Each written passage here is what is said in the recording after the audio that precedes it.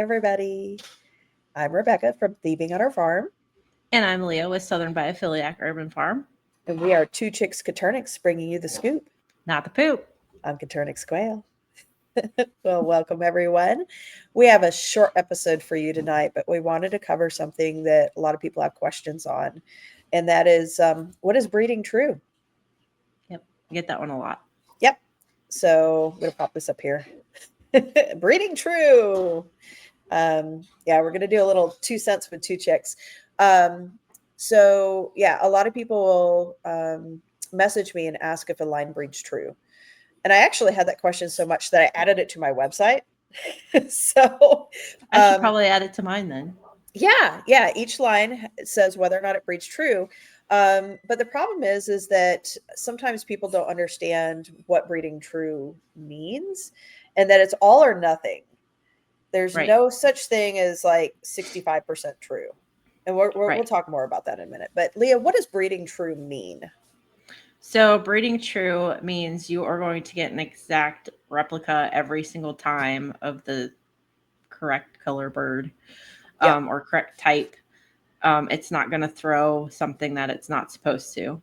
Yep. If you breed bird A to bird B in that line, you're going to get a whole bunch of exactly what bird A and bird B were. Yep. That exact color. So that being said, can you have anything besides 100% true? It has to be 100%. It's a yes or no. It's like, did you get There's no gray area. Yeah. The parents both look the same. So that's the big thing. I said bird A and bird B, but let's say I'm going to breed a Tibetan to a Tibetan. What should I get? Tibetan. Yes. Should I get blue? No. Fee? No. Rue? If your line doesn't breed true, maybe, but no. Yes. So yes, that's right. If I get something, anything other than a Tibetan, then that means that my line doesn't breed true. Okay. So you can't have like 63% true. You can't have 72% true or 95% true. It's a yes or no, black or white, 1 or 0, A or B. And so you really want to look at that if you're starting a line.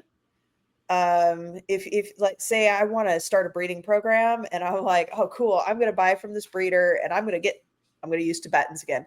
And I'm going to order Tibetans and I'm going to use them to, add to these other birds to make something. You want to know if they breed true or not, because you don't want any surprises with your creation. Right. Excuse me.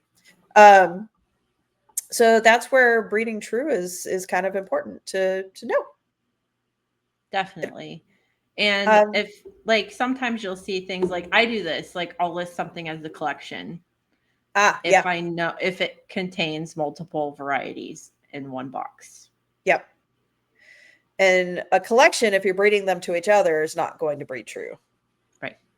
But if you breed two birds that are the same variety, like in that collection, if you separate them out, then yeah, those might breed true. But if you breed like a rue pansy to a Tibetan, it's not going to breed true. Nope. Big hodgepodge. Okay, so we talked about that. Let's talk about what is true blue celadon. What does that mean?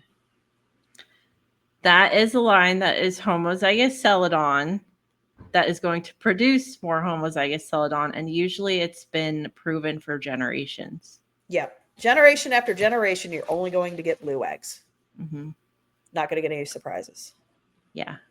And even when I was like a brand newbie quail person, like I was still didn't even know what I was doing.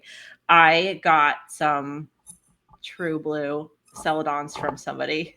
For those of you who are watching the podcast, there were some really big air quotes there. Yes. Or listening to the podcast, not watching a podcast. Oh gosh, I need some coffee. Yeah, and I was sent blue eggs, but those offspring did not hatch blue.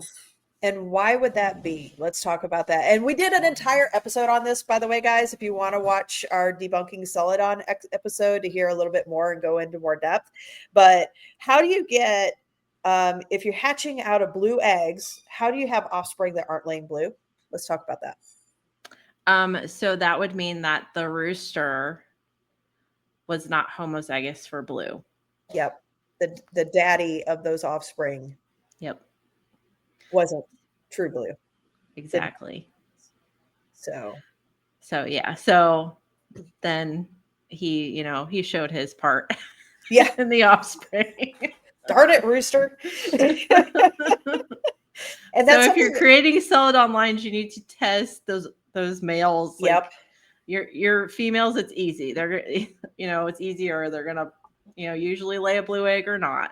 Yeah. Unless you get an oddity, but you can't tell with roosters. Roosters. Yeah. There's no way to look at them and see. And people sometimes don't think about that roosters contribute to eggshell genetics as well. They do. And then they have lots of problems down the road when they accidentally use the wrong rooster. All right. Well, I think that's all I have for Breeding True. How about you, Leah? Yep. Same. Cool. Well, thank you guys for joining us. Make sure to like and subscribe. And have a great night. Bye.